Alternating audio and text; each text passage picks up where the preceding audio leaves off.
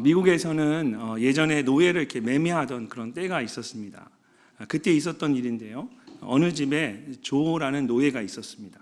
그는 성실하고 일도 잘해서 주인은 그에게 맡은 일을 그에게 많은 일들을 맡기면서 그를 전적으로 신뢰했습니다. 어느 날 조와 함께 이제 새로운 노예를 사기 위해서 이제 주인이 노예 시장에 갔습니다. 많은 노예들이 상품처럼 이렇게 세워져 있는데 유달리 늙고 힘없는 노예가 그 가운데 끼어 있었습니다. 조는 잠시 그 노예를 바라보더니 주인에게 그를 사라고 했습니다. 주인은 마음에 들지 않았지만 조가 계속해서 설득하니까 결국 그 늙은 노예를 샀습니다. 그날부터 조는 그 노예를 정성스럽게 돌봐주었습니다. 그래서 그걸 유심히 지켜보던 주인이 이 조에게 물었습니다. 야, 혹시 이 사람이 너의 아버지가 아니냐? 그래서 조가 이렇게 대답합니다. 아닙니다. 사실 그는 제 원수입니다. 오래전에 어린 저를 유괴해서 주인님께 판 사람입니다. 주인님이 노예시장에 나가 그를 보았을 때 한 작은 음성이 제 마음에 들려왔습니다. 내 원수를 사랑하라. 내 원수가 줄이거든 먹이고 목마르거든 마시게 하라. 예수님의 사랑과 생명을 받은 제가 어떻게 그분의 말씀을 따르지 않을 수 있겠습니까? 조는 예수님의 말씀에 순종해서 용서할 수 없는 사람을 용서하고 사랑할 수 없는 사랑을 사랑한 것입니다. 이처럼 예수님의 사랑은 모든 것을 초월합니다. 죽기까지 우리를 사랑하신 예수님의 그 사랑 때문에 죄로 인해 하나님과 원수되었던 우리가 다시 하나님과 화목하게 되었습니다.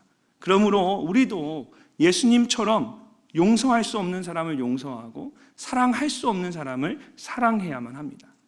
오늘 말씀은 바로 그런 용서와 사랑에 대한 말씀입니다. 서기관들과 바리새인들이 가늠하다 현장에서 붙잡힌 한 여인을 예수님 앞에 끌고 왔습니다. 예수님을 곤란하게 만들어서 함정에 빠뜨리기 위해서였습니다. 근데 예수님께서는 나도 너를 정죄하지 아니하노니 가서 다시는 죄를 범하지 말라고 말씀하시면서 그 여인을 용서하시고 그대로 돌려보내셨습니다. 어떻게 하면 우리도 예수님처럼 용서할 수 없는 사람을 용서하고 사랑할 수 없는 사람을 사랑할 수 있을까요? 가장 먼저 우리는 하나님 앞에서 나의 연약함을 인정할 수 있어야 합니다. 바로 앞에 요한복음 7장 2절을 보면 유대인의 명절인 초막절이 가까운지라라고 말합니다. 그리고 그 다음부터 이어지는 말씀들이 모두 이 초막절 기간에 일어난 일들입니다. 초막절은 유대인들이 매년 가장 중요하게 지키던 3대 절기들 중에 하나입니다. 하나의 수확을 감사하고 또 출애굽 당시의 광야 생활을 기억하기 위한 아주 중요한 절기입니다. 그래서 많은 사람들이 초막절을 지키기 위해서 예루살렘에 올라온 것처럼 예수님도 그렇게 하셨습니다. 2절 말씀을 보십시오. 아침에 다시 성전으로 들어오시니 백성이 다 나아오는지라 앉으사 그들을 가르치시더니 예수님은 초막절 기간에 성전에서 사람들에게 말씀을 가르치셨습니다. 근데 특별히 아침에 다시 성전으로 들어오시니 라는 말씀을 보면 초막절 기간 동안에 예수님께서 매일같이 성전에 나가셔서 말씀을 가르치셨다라는 것을 알 수가 있습니다. 바로 그 자리에 서기관들과 바리새인들이 가늠하다 붙잡힌 여인을 끌고 온 것입니다. 그러니까 이것은 우연히 일어난 사건이 아니었습니다. 아침에 다시라는 말을 보면 서기관들과 바리새인들은 예수님께서 초막절 기간에 매일 아침마다 성전에서 가르치신다라는 것을 알고 있었던 겁니다. 그곳에 가면 예수님이 있다는 것을 알고 의도적으로 예수님 앞에 그 여인을 끌고 온 것입니다. 자, 3절과 4절 말씀을 우리 함께 한번 읽어보도록 하겠습니다. 서기관들과 바리새인들이 음행 중에 잡힌 여자를 끌고 와서 가운데 세우고 예수께 말하되 선생이여 이 여자가 간음하다가 현장에서 잡혔나이다. 아멘. 이 여인은 간음을 하다가 현장에서 붙잡혔습니다. 그리고 예수님 앞에 끌려와서 사람들 앞에 세워졌습니다. 여러분, 영화나 뉴스를 보면 지금도 중동에서는 종종 이런 일들이 일어나는 것을 볼 수가 있습니다. 큰 축구장이나 광장 같은 곳, 또 마을의 한복판에서 많은 사람들이 지켜보는 가운데 공개적으로 심판을 당하는 장면들을 보신 적이 있으실 겁니다. 죄도 죄지만 여러분, 그 순간에 한번 홀로 그 가운데 서 있는다고 생각해 보십시오. 얼마나 두렵고 공포스럽고 무섭겠습니까? 아무도 상상할 수 없을 겁니다. 사실 크고 작음의 차이가 있고 드러나거나 드러나지 않은 차이가 있을 뿐, 여러분 우리 모두에게는 이 가늠하다 붙잡혀온 여자와 같은 연약함과 죄됨이 있습니다. 이 여인이 저지른 것은 간음이라는 죄였지만 결국 이 모든 것이 사람마다 가지고 있는 그 연약함으로부터 시작이 됩니다. 누구든지 사람에게는 그럴 수 있는 연약함이 있습니다. 그리고 그 연약함으로 인해 죄에 빠지게 됩니다. 사단이 그것을 알고 잘 알기 때문에 계속해서 그것을 가지고 우리를 공격하는 겁니다. 우리가 흔히 하는 속담들 중에 공든 탑이 한순간에 무너진다라는 말이 있습니다. 탑을 쌓는 것은 힘든데 그 탑이 무너지는 것은 정말 한순간입니다. 근데 사람도 마찬가지입니다. 어느 한순간에 모든 것이 무너져 내릴 수가 있습니다. 사단은 그것을 잘 알기 때문에 우리의 연약한 부분을 집중해서 계속 공격하는 것입니다. 실제로 부모나 배우자로부터 충분한 사랑을 받지 못한 사람은 자기도 모르게 사랑에 대한 목마름이 있습니다. 그래서 육체의 정욕과 같은 그런 육체적인 죄에 연약한 것을 보게 됩니다. 어려서부터 힘들게 살고 물질적으로 부족했던 사람들은 자라면서 물질에 대한 집착이 큽니다. 근데 그런 사람들은 물질에 대한 죄를, 그 유혹을 뿌리치지 못하고 그 죄에 빠질 가능성이 다른 사람보다 훨씬 더 많습니다. 그러니까 어떤 사람에게 그런 연약함이 돈일 수도 있고 명예일 수도 있고 권력일 수도 있습니다. 그러니까 그렇게 각자가 가지고 있는 그 연약한 부분을 집요하게 공격해서 무너뜨리는 것이 사단이 가장 먼저 사용하는 전략입니다. 그렇다면 우리가 어떻게 해야 할까요? 신앙 안에서 나의 이 연약함을 인정할 수 있어야 합니다. 연약함을 인정하는 것은 절대로 부끄러운 것이 아닙니다. 오히려 나의 연약함을 인정하는 것은 지혜로운 것이고 용기 있는 것입니다. 바울은 내가 약할 때 곧 강함이라고 했습니다. 이런 바울이 끝까지 주님께 쓰임받을 수 있었던 것은 그가 훌륭해서가 아니라 자신의 연약함을 잘 알았기 때문입니다. 예전에 어떤 성도님이 제 아내에게 이런 질문을 했던 적이 있었습니다. 사모님이 생각하시기에 목사님은 어떤 분이십니까? 그래서 제 아내가 이렇게 대답을 했습니다. 저도 굉장히 궁금했거든요. 제 아내는 저를 어떻게 생각할까? 그래서 제 아내가 이렇게 이야기했어요. 제 남편은 다윗과 같은 사람입니다. 연약한 부분이 많이 있는데 다윗처럼 그것을 잘 인정하고 받아들입니다. 그리고 똑같은 일을 반복하지 않기 위해서 최선을 다합니다. 지금까지 제가 들었던 저에 대한 아내의 말들 중에 제가 가장 기억에 남는 말입니다. 그러니까 저에 대해서 저희 아내가 너무나 정확하게 잘 알고 있었습니다. 저는 저의 연약함을 인정하는 것이 결코 두렵지가 않습니다. 누구에게나 연약함이 있다라고 생각하기 때문에 연약함이 있다라는 것 자체를 부끄럽게 생각하지는 않습니다. 근데 제가 정말 두려워하는 것은 혹시라도 제가 그런 저의 연약함을 인정하지 않는 것입니다. 그러면 제가 조금이라도 나아질 수 있는 소망이 전혀 없기 때문입니다. 근데 나의 연약함을 인정하면 그것이 나로 하여금 주님 앞으로 더 나아가게 하는 은혜의 통로가 됩니다. 이런 연약하기 때문에 주님을 더 찾게 되는 것입니다. 그러므로 나의 연약함을 알고 인정하는 것은 그것은 정말 지혜로운 것이고 용기 있는 일입니다. 바울이 내가 약할 때 곧 강함이라고 말한 것처럼 나의 연약함을 통하여 주님의 강함을 경험하는 여러분 모두가 되시기를 바랍니다. 또한 나의 연약함을 알 때 우리는 다른 사람의 연약함을 또한 이해할 수가 있습니다. 마태복음 18장을 보면 1만 달란트를 빚진 종에 대한 이야기가 나옵니다. 여러분 1만 달란트는 그가 아무리 노력해도 평생을 일해도 갚을 수 없는 엄청난 빚을 말합니다. 근데 주인이 그 빚을 모두 탕감해 주었습니다. 그런 종이 나가서 자신에게 100데나리온을 빚진 종료를 만났습니다. 어떻게 했을까요? 당연히 용서해 주어야 합니다. 근데 그를 붙잡아서 감옥에 가두었습니다. 이 100데나리온은 몇 달간 땀 흘려 일하면 그래도 갚을 수 있는 빚이었습니다. 근데 그럴 기회조차 주지 않은 것입니다. 주인이 이 소식을 듣고 그 종을 불러서 이렇게 말했습니다. 이에 주인이 그를 불러다가 말하되 악한 종아, 내가 빌기에 내가 내 빚을 전부 탕감하여 주었거늘 내가 너를 불쌍히 여김과 같이 너도 내 동료를 불쌍히 여김이 마땅하지 아니하냐고 주인이 노하여 그 빚을 다 갚도록 그를 옥졸들에게 넘기니라. 주인이 도저히 갚을 수 없는 빚을 용서해 주었음에도 불구하고 종은 그것이 얼마나 큰 은혜인지를 생각하지 않았습니다. 만약에 그가 정말 그것을 알았다면 자신의 동료에게 이렇게 하지 못했을 것입니다. 이처럼 내가 얼마나 연약한 사람이고 하나님께서 그런 나를 어떻게 용서하셨는지를 안다면 내가 이해하지 못하고 용서하지 못할 사람은 아무도 없습니다.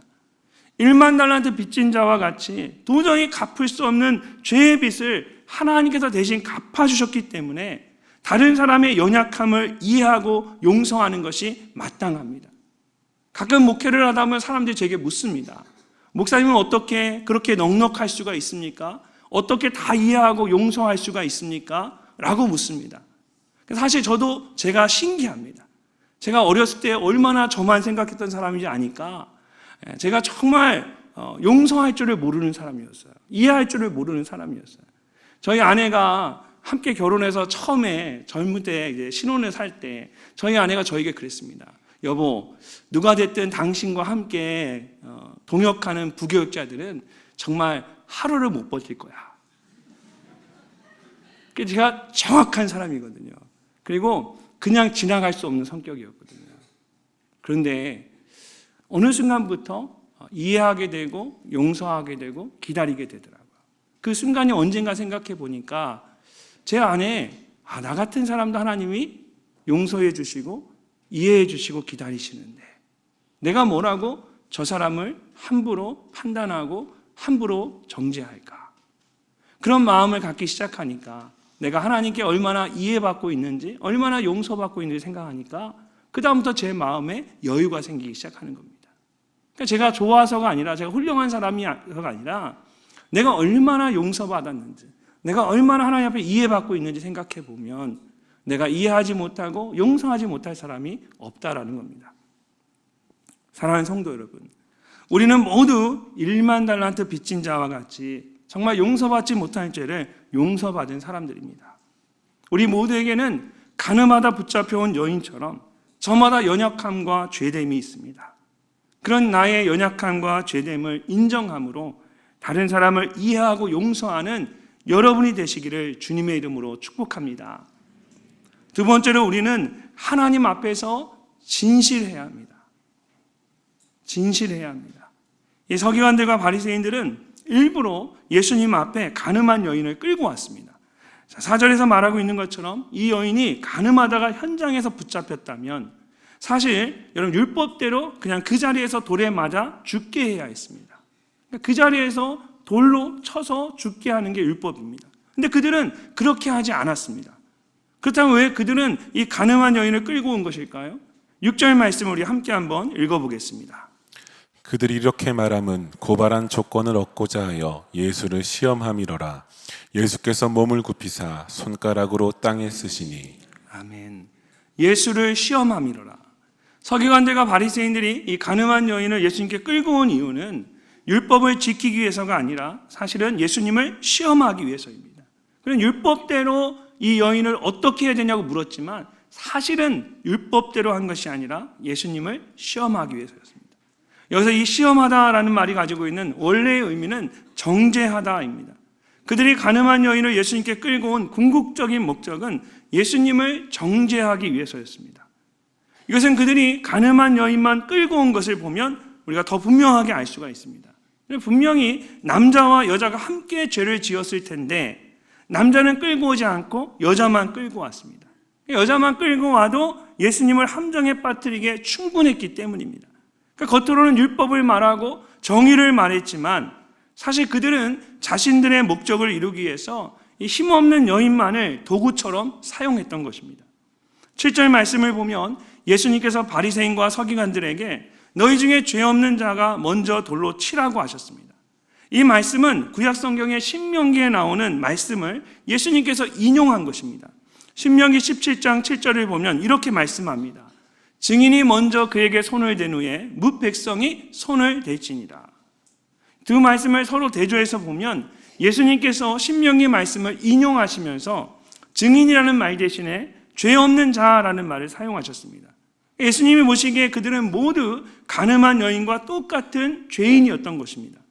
가늠하다 붙잡혀온 여인과 같이 겉으로 죄를 지은 것은 아니었지만 그들의 마음속에는 거짓과 위선이 가득했습니다. 예수님께서는 그런 그들의 죄악됨을 보셨던 것입니다. 여러분, 우리는 쉽게 다른 사람을 판단하거나 정죄하는 일을 할 때가 많습니다. 남이 작은 성경책을 가지고 다니면 경건하지 못한 것이고, 내가 작은 성경책을 가지고 다니면 말씀을 잘 알기 때문인 것입니다. 남이 기도를 길게 하면 눈치가 없는 것이고, 내가 기도를 길게 하면 은혜가 넘치는 것입니다. 다른 사람이 넓은 집으로 이사를 하면 예수님은 머리 들 곳도 없으셨는데 라는 말씀이 생각이 나고, 내가 넓은 집으로 이사를 가면 내 지경을 넓히리니 라는 말씀이 떠오릅니다. 또 다른 사람이 예배 시간에 졸면 시험에 들지 않게 깨어 기도하라는 말씀이 생각나고, 그죠? 내가 졸면 어떤 말씀이 항상 생각납니까? 여호와께서 사랑하시는 자에게 잠을 주시는 듯. 기가 막히게 이 말씀을 꼭 생각해내요. 여러분, 이처럼 우리가 내로남불하듯이 얼마나 쉽게 남을 판단하고 정죄하는 죄를 범하는지 모릅니다. 누가복음 6장 41절과 42절에서 예수님은 그런 우리의 모습에 대해 이렇게 말씀하십니다. 우리 한번 함께 읽어보도록 하겠습니다. 어찌하여 형제의 눈 속에 있는 티는 보고 내 눈 속에 있는 들보는 깨닫지 못하느냐? 너는 내 눈 속에 있는 들보를 보지 못하면서 어찌하여 형제에게 말하기를 형제여 나로 내 눈 속에 있는 티를 빼게 하라 할 수 있느냐? 외식하는 자여 먼저 내 눈 속에서 들보를 빼라. 그 후에야 내가 밝히 보고 형제의 눈 속에 있는 티를 빼리라. 아멘.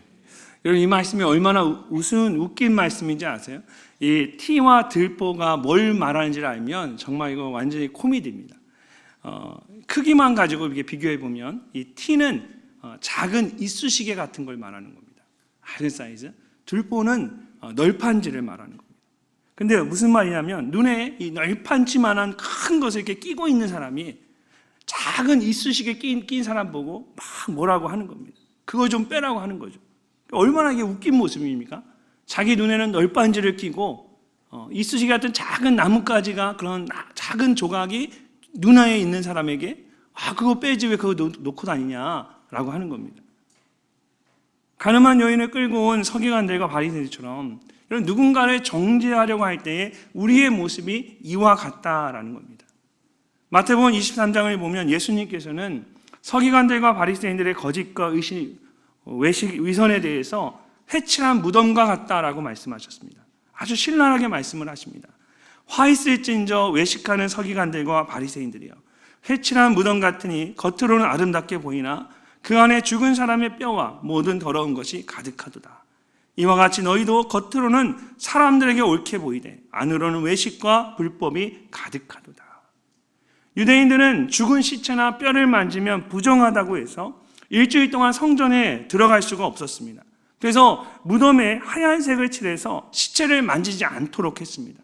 근데 이 하얀색이 햇빛을 맞으면 반짝반짝이면서 무덤을 아름답게 보이도록 했던 것입니다. 그러나 겉으로 보기에 아무리 아름다워도 그 속에는 뭐가 있습니까? 죽은 사람의 뼈와 더러운 것들만 가득할 뿐입니다. 이 말씀은 예수님께서 마지막으로 예루살렘에 올라가셨을 때 성전에서 비둘기를 팔고 환전을 하며 장사하는 사람들을 쫓아낸 후에 하신 말씀입니다.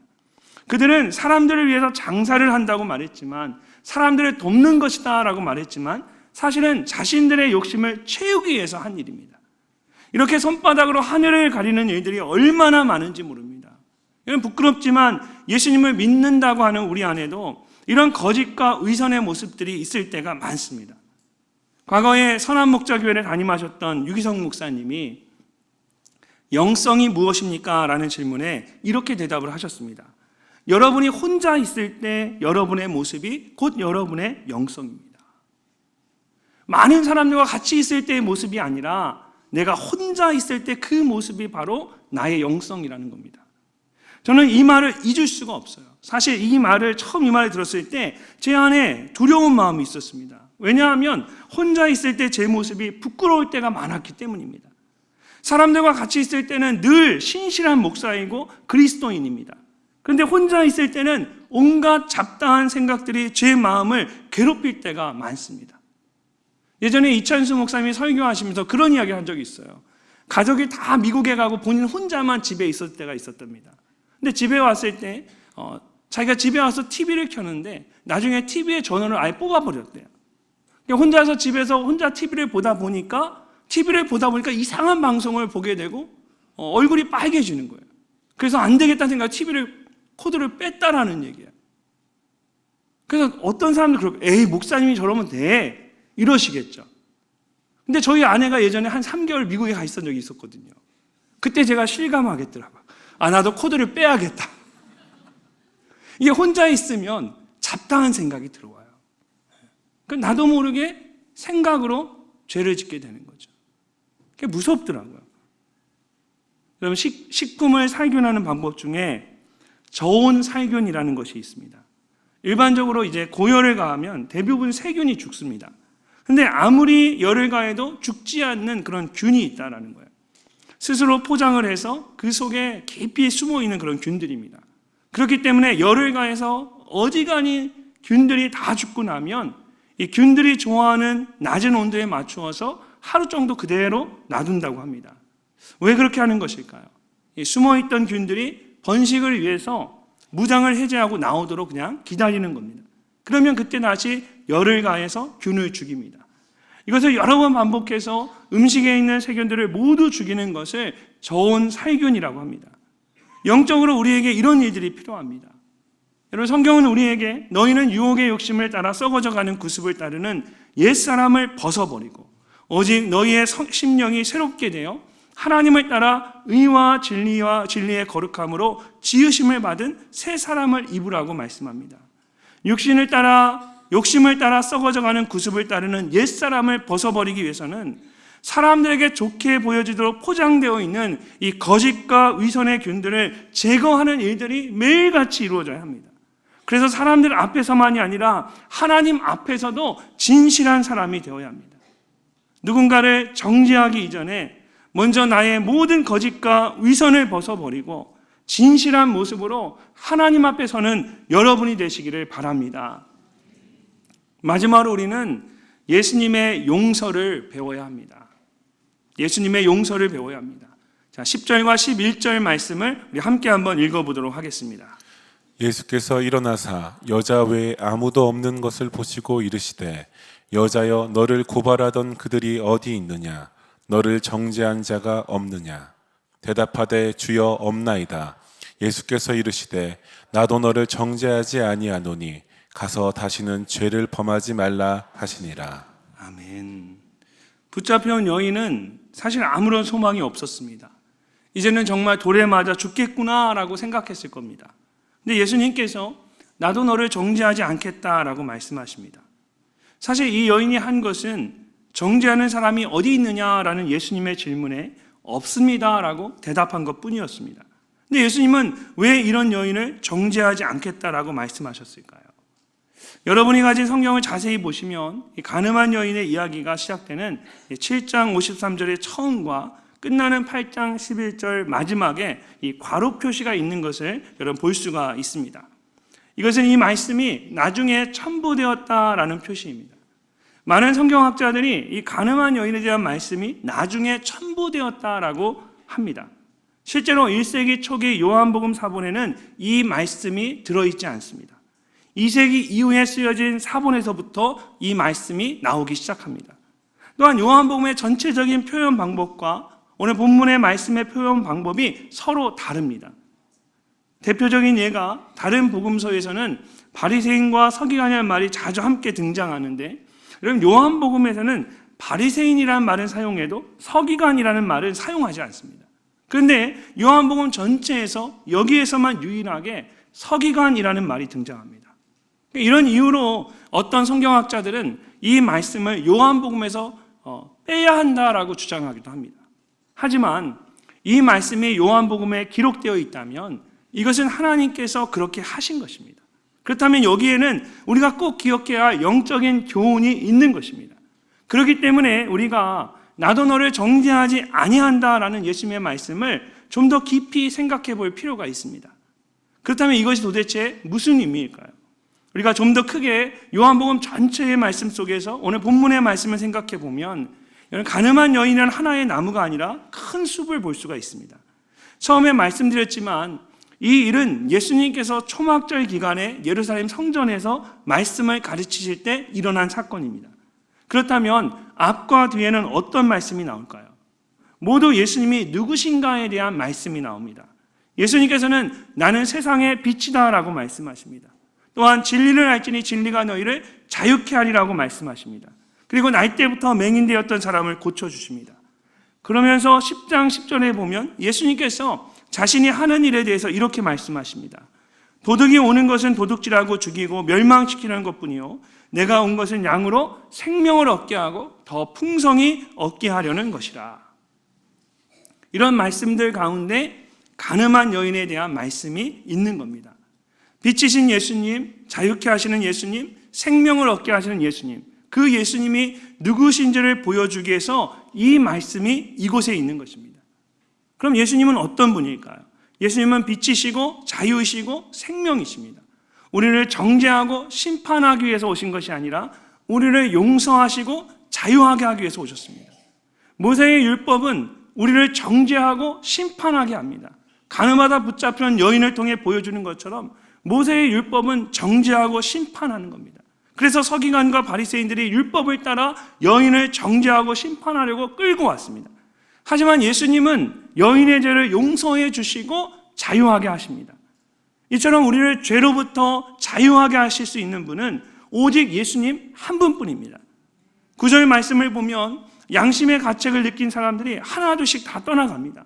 그리고 마지막에 말씀에 보면 오직 예수와 그 가운데 섰는 여자만 남았더라라고 합니다. 근데 사실 이것은 정확한 번역이라고 할 수는 없습니다.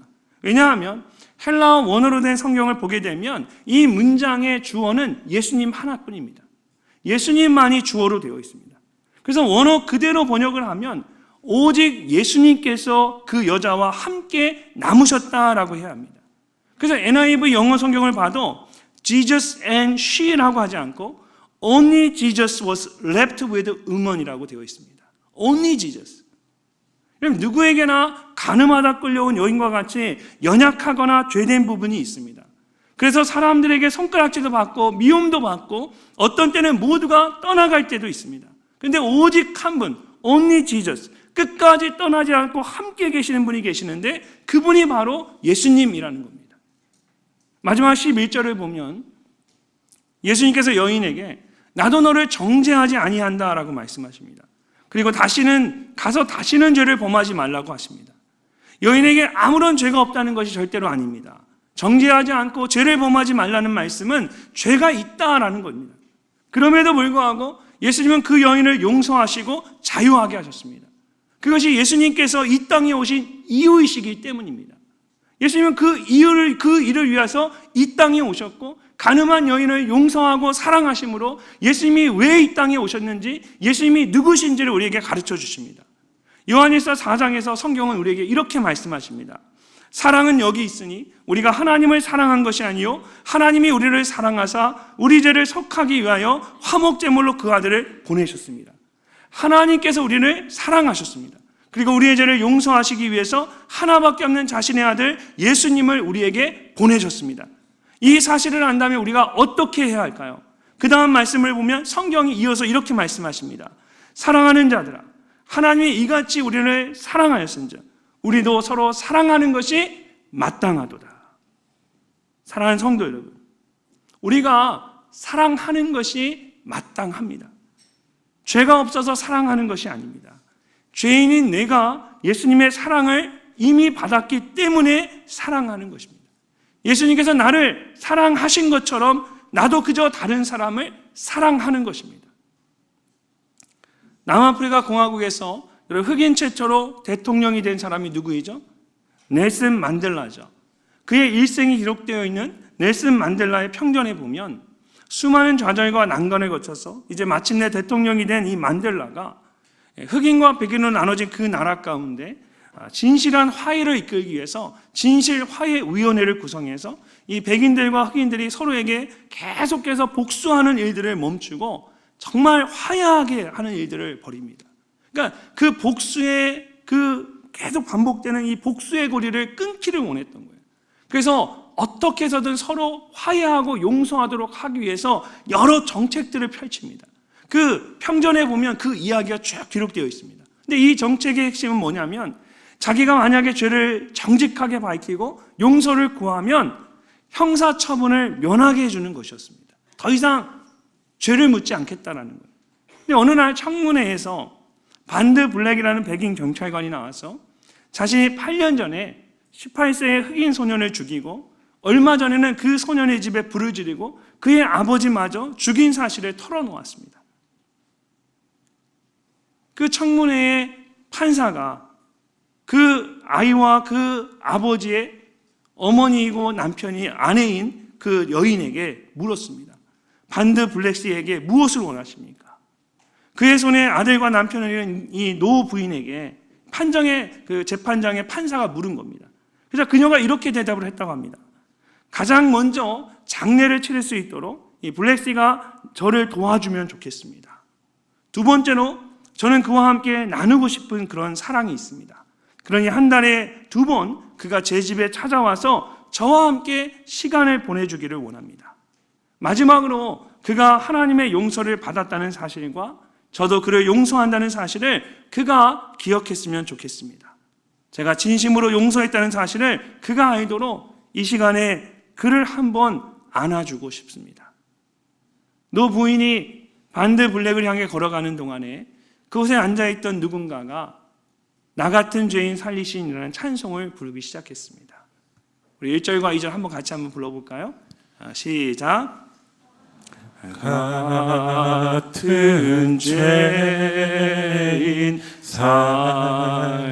살리신 주 은혜 놀라워 잃었던 생명 찾았고 광명을 얻었네. 큰 죄악에서 건지신 주 은혜 고마워. 나 처음 믿은 그 시간 귀하고 귀하다. 여러분 한번 생각해 보십시오. 사랑하는 아들을 죽게 하고 사랑하는 남편을 죽게 한 사람입니다. 근데 그 사람이 정말 자신의 죄를 회개하는 것이 아니라 그냥 그 죄를 자백하면 용서해 준다는 말에 형식적으로 사람들 앞에서 자기의 죄를 자백할 때 이 어머니가, 이 나이 드신 노 부인이 그 사람을 향해 걸어가는 겁니다. 그리고 그 중에 한 사람이 이 찬양을 부르기 시작한 겁니다. 그러면서 그곳에 있는 모든 사람들이 눈물을 흘리기 시작합니다. 그리고 마침내 마지막 그 자리에 앉아있는 그 블랙이라는 사람이 마지막으로 눈물을 흘리며 자신의 죄를 진심으로 사과하기 시작합니다. 여러분, 사랑도 받아본 사람이 한다고 했죠. 우리가 누군가를 용서하고 사랑할 수 있는 것은 결국 내가 훌륭해서가 아니라 내가 예수님께 그 사랑을 받았기 때문입니다. 예수님께서 우리를 용서하고 사랑해 주셨기 때문에 우리가 누군가를 용서하고 사랑할 수 있는 거죠. 혹시 여러분에게 여전히 용서할 수 없거나 사랑할 수 없는 사람이 있으십니까? 여러분의 의지나 여러분의 노력으로 할 수 있는 일이 절대 아닙니다. 여러분 안에 예수님의 그 마음을 가득 채우셔야 합니다. 예수님께서 여러분을 용서하시고 사랑하신 것처럼 예수님의 마음으로 용서하고 사랑하는 여러분이 되시기를 간절히 소망합니다.